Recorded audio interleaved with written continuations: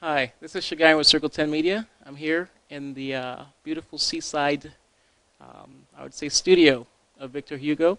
He calls it the Labyrinth. Wonderful. How are you today? Doing great. This is welcome to my Labyrinth of Creativity here. Great, great. We're loving it. I mean, we've seen a lot of beautiful art.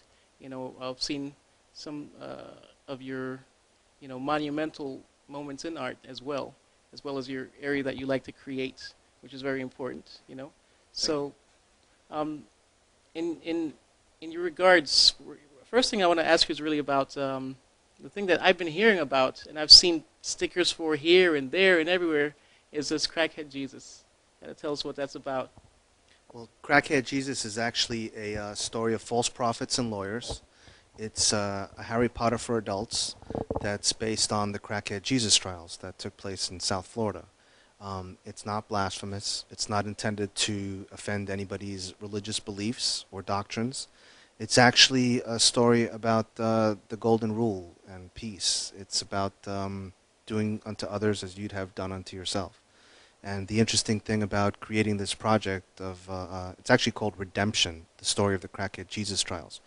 But the movie was called Crackhead Jesus the movie, and the primary character, which is Crackhead Jesus, has become iconic in the lied to generation for those who have been, again, told by their elders what to do and how to do it, and turned out to have been completely defrauded and lost their faith in the system. The character of Crackhead Jesus was actually based on a tenant of mine. He was a vice president of a major marketing firm who got a phone call from his wife. She said that he had gotten high on crack, went to work, got on his desk, and proclaimed to his employees that he was the new Messiah and that they were now his disciples. So, in going over to the property to assess the situation, the individual told me that Jesus don't pay the rent. To which I said, listen, unless I get footage of you walking across that pool, Bank of America is not going to believe that I'm renting to the new Messiah. So that story ended up leading me down what's called the litigation vortex. And in finding out that there were problems within the Florida justice system that were having a profound butterfly effect around the world, I was left with no choice than to think outside the box, because I had to warn the public about this situation that is now transpiring around the world. A lot of people don't understand the mathematical probabilities that exist with just small events and how they have an effect in all of our lives. Just because something happens in South Florida doesn't mean it won't have an effect in Bahrain or in Libya. I mean, if you think about what's going on right now, February 28th of 2011, these events happened because of a small incident in Tunisia of a man getting slapped. And he was just upset with the injustice and with the corruption, and so he set himself on fire. That individual created a butterfly effect that went to Egypt and has now gone all the way around the world and is now in Wisconsin. I mean, a lot of people say, well, that's very tangential, but life is tangential. I mean, we we are all connected. Nothing is by chance. Well, I mean, you've seen that in the 1960s, with kind of like the communist regime coming up, and also you had the hippies and you had all that stuff. That was like another butterfly effect. If I think about like a theme that happened with, it's in the same vein as what you're saying. Because I mean, I even myself, I've quoted myself as saying, even this is not done yet. It's still going to continue on and flow through. As in talking about all the whole things with what's happening in Egypt, what's happening all over those countries in the Middle East now. It's going to continue cycling through. So it's continuing on. Let me know. So let me find out some of your principles for how you create your art. How do you go about it? What draws you to do it when you do your art? I call myself an instinctive artist. And what I mean by that is I create what surrounds me. I started keeping a diary of the world on canvas to fight the censorship that I was facing. In order to create, all of us have to be pushed to a limit as far as our own limits of what we think as creators, which we are all, because we all The moment that you wake up and you get out of bed, you are creating your reality. Whether you want to go into work, whether you want to stay in bed, whether you want to have a peaceful day, whether you want to create conflict throughout your day, people seem to forget that really we are the creators of our existence. So what I do with the modern art music movement is I perform with different bands. Sometimes I perform with opera divas. That painting right there was created with an opera diva.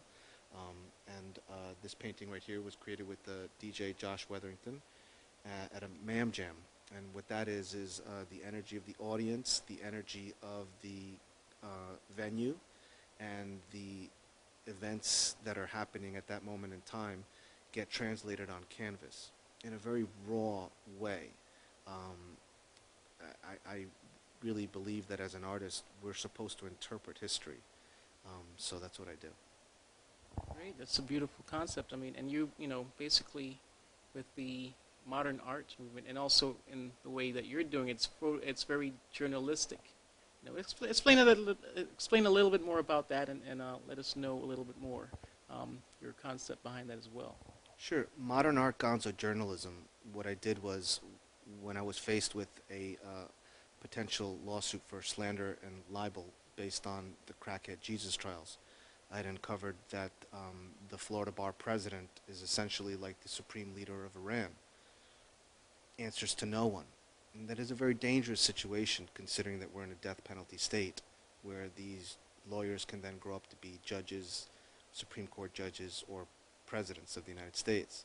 So I found it confounding that in this day and age, somebody who works at the grocery store or somebody who works at the as Joe the plumber or taking your tickets at the movie theater, they have to have a higher level of standard and competence than lawyers, Florida bar lawyers in the state of Florida.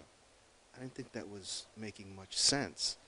So when I confronted the Florida bar president with this and when I confronted the government about this, I literally contacted the Florida Supreme Court with then Florida Governor Chris' office, and we found out that nobody had oversight over the Florida bar president.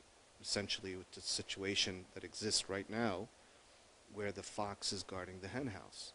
So the only way that I could communicate this was through art, by keeping a diary of the world on canvas. Because when I found out about this, the world was a different place. The world was a place where people were running around and just enjoying this Ponzi scheme that's been going on. And everybody was buying houses that they couldn't afford and cars that they couldn't afford and living beyond their means. So when I came up to people and started saying, hey, listen, the housing crisis is going to happen, the stock market's going to crash, nobody wanted to hear that.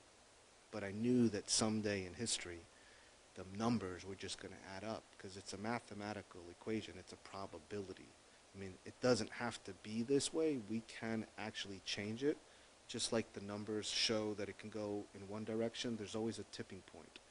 So my hope as an artist is to be able to show people what's happening and also to keep the faith for people so that they can realize that it doesn't have to be the bad way, that we can all collectively, as a social conscious around the world, change.